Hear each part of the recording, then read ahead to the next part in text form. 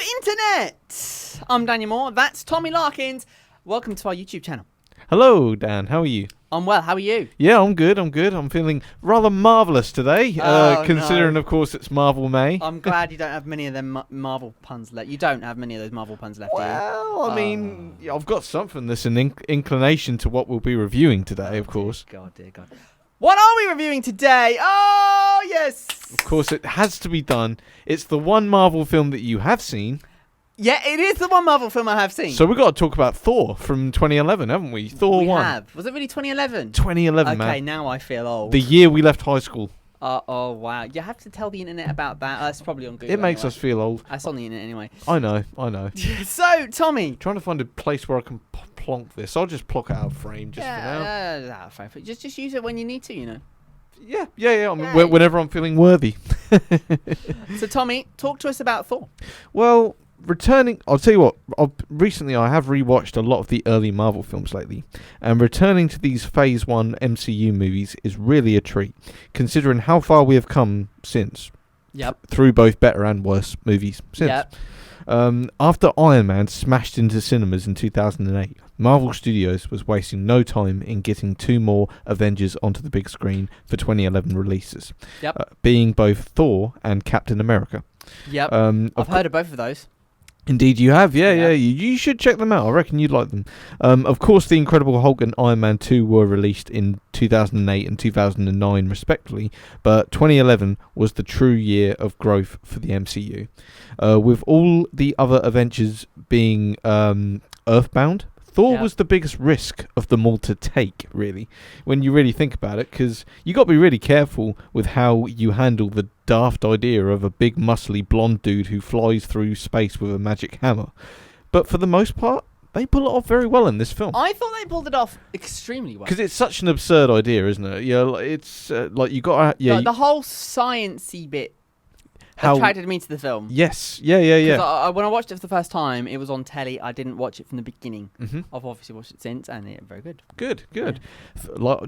To give a brief synopsis for people who haven't seen the film. Yep. Thor is a powerful but arrogant prince of the cosmic realm of Asgard, but when his reckless actions plummet his realm and another into chaotic war, he is banished to our realm, modern-day Earth, as punishment. Through the people he meets whilst on Earth, he must learn what it really means to be a hero. Kenneth Branagh, known for being a director/actor of various Shakespearean plays and films, he actually directed a movie called Much Ado About Nothing. Were you forced to watch that in school by any chance? I was forced to read it, but not watch it. I had to read it and watch the movie in high school. Oh dear. Yeah, but yeah, he basically directed that film because he's a huge Shakespearean fan, the director of this film. Okay. He was the person chosen to direct this film, and I pretty much think he was the right guy to be the first person to direct a film based on Thor. Okay. Because Thor, at its core, is about family feuds, rights. That rhymed. It did. Thor did. At its core. Yeah, I thought that when I wrote it.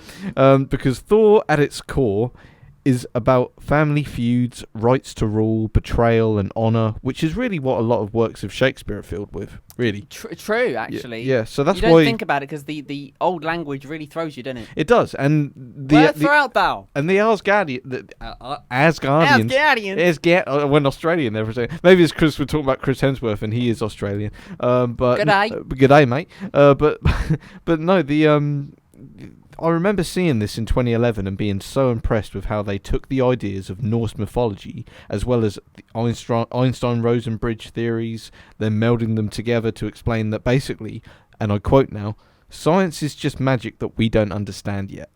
That's their get out clause for the movie, and I think that's really good. Which I thought it was a really original idea. Really, that works. Nowadays, of course, in the MCU, you have films like Guardians of the Galaxy, Doctor Strange, and Captain Marvel that all make this 2011 film feel rather grounded in retrospect. Patrick Doyle's musical score is one of the better MCU scores, I think. It has a lot of fantastical elements to it with a very heartwarming theme. Shame he didn't return to score the sequels, as these themes could have followed Thor and Loki into those sequels. Yeah. Speaking of Thor and Loki, they are the two stars of the film, to be honest, being practically unknown actors before this. Chris Hemsworth and Tom Hiddleston really brought these characters to life well. Hemsworth was a comedy action star in the making, and Hiddleston was a dramatic star in the making. Glad both of them have made it big in the movie industry now.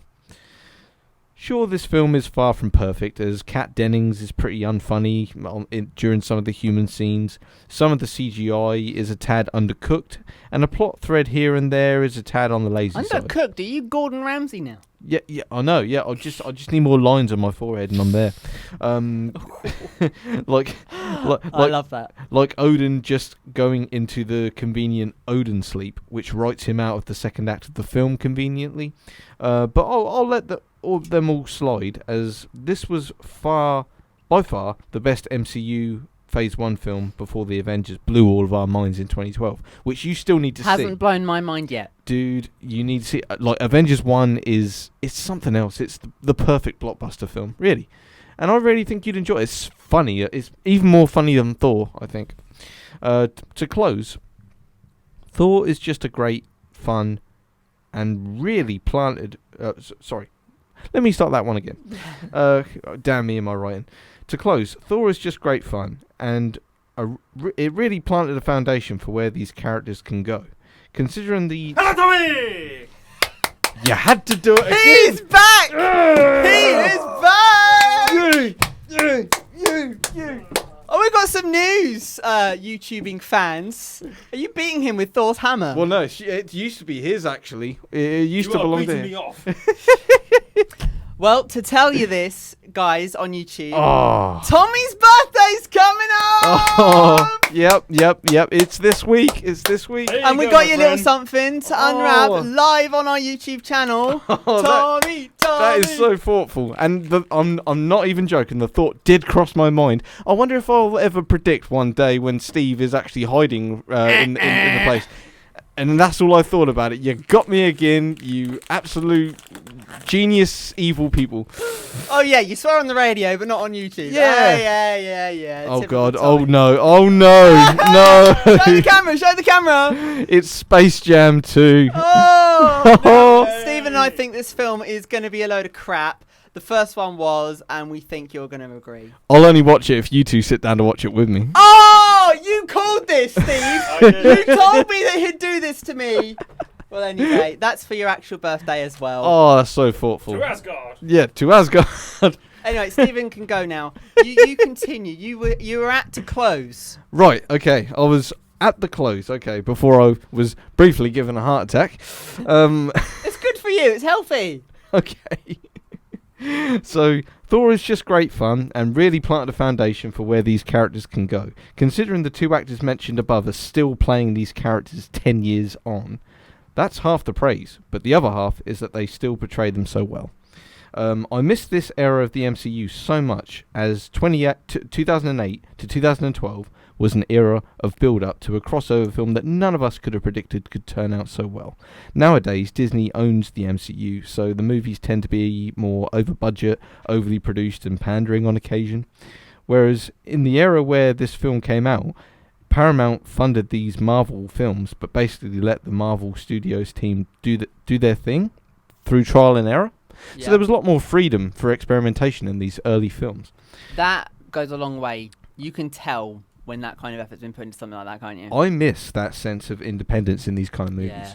And that's, to be honest, It's all about bigger and better titles now, isn't it? that's my closing statement on it. And now they're just a bit too overproduced. You know, these ones had a bit more creativity to them, I thought. Yeah, and I miss that. I really do. You know, since the House of Mouse took over, as it were. Yeah. You know, but on the whole, this is an enjoyable film. Stars. One of my favourite Marvel movies. Well, one of my favourite early Marvel movies, because there weren't really many. So I'm going to reward it 3.5 stars out of 5. Harsh. I'd have given it a bit more than that. I'd have given it 3.5.